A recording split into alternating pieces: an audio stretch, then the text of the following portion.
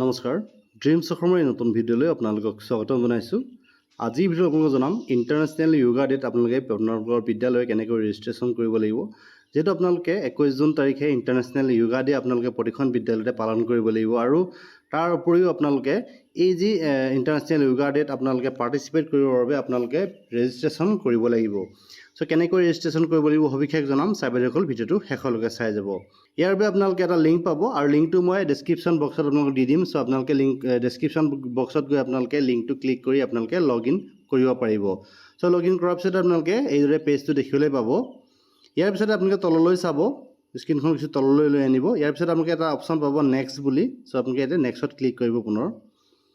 ইয়াৰ পিছত আপোনালোকে অন্য এটা পেজ আহিব। এই পেজত আপোনালোকে দেখি লৈছে I am confirm date I just tick কৰি দিব।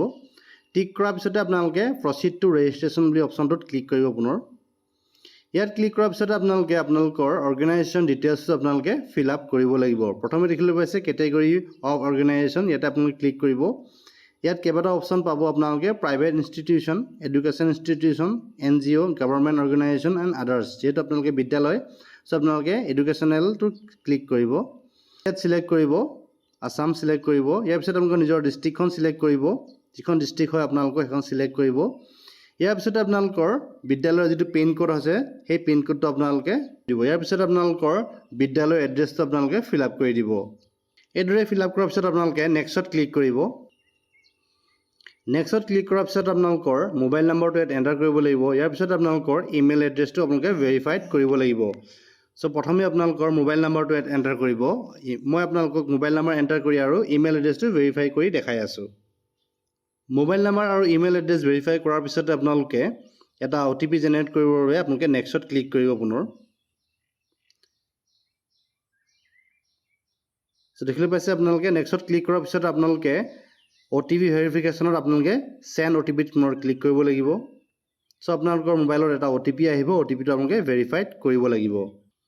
সো ভেৰিফাইড কৰাৰ লগে লগে আপোনালোকৰ OTPটো ভেৰিফাইড হৈ যাব। ইয়াৰ পিছতে আপোনালোকে নেক্সটত ক্লিক কৰিব পুনৰ। ক্লিক কৰাৰ পিছত আপোনালোকে পুনৰ আপোনালোকৰ ষ্টেট চিলেক্ট কৰিব লাগিব। ইয়াৰ পিছত পুনৰ আপোনালোকে ডিষ্ট্ৰিক্ট চিলেক্ট কৰিব লাগিব। ইয়াৰ পিছত আপোনালোকৰ পিন কোডটো পুনৰ আপোনালোকে এণ্টাৰ কৰিব লাগিব।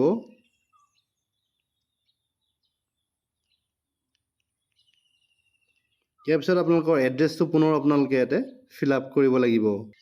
ইয়াৰ পিছতে আপোনালোকৰ ভেনিউ লোকেশ্যনটো আপোনালোকে আপলোড কৰিব লাগিব। ভেনিউ লোকেশ্যনটো আপলোড কৰিবৰ বাবে আপোনালোকে ভেনিউ লোকেশ্যন আপলোড কৰিবৰ বাবে আপোনালোকে পুনৰ গুগল মেপত যাব আৰু ইয়াত আপোনালোকৰ যিটো আপোনালোকৰ চিন দেখাই থাকিব ইয়াতে পুনৰ টাচ কৰিব।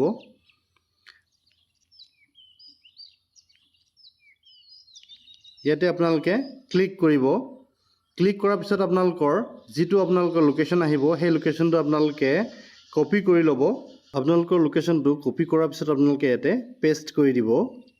পেষ্ট কৰাৰ পিছত আপোনালোকে নেক্সটত পুনৰ ক্লিক কৰিব।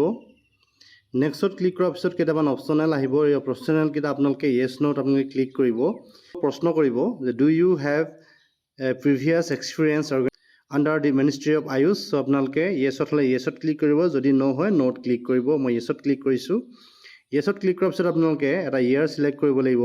মই দুটা ইয়েৰ চিলেক্ট কৰিছোঁ, 2024, 2025। চ' আপোনালোকে এইদৰে চিলেক্ট কৰিব পাৰে। তাৰপিছত আপোনালোকে যদি পূৰ্বতে আপোনালোকে ট্ৰেইনিং লৈছে আপোনালোকে য়েছত ক্লিক কৰিব, যদি নাই লোৱা আপোনালোকে ন'ত ক্লিক কৰিব। যিহেতু মই পূৰ্বতে ট্ৰেইনিং লৈছিলোঁ মই য়েছত ক্লিক কৰিছোঁ। আণ্ডাৰটেকিঙত আপোনালোকে আটাইকেইটাত আপোনালোকে টিক কৰি যাব। টিক কৰাৰ পিছত আপোনালোকে ছাবমিটত ক্লিক কৰি দিব। ছাবমিটত ক্লিক কৰাৰ লগে লগে আপোনালোকৰ ৰেজিষ্ট্ৰেশ্যন প্ৰক্ৰিয়াটো সমাপ্ত হৈ যাব।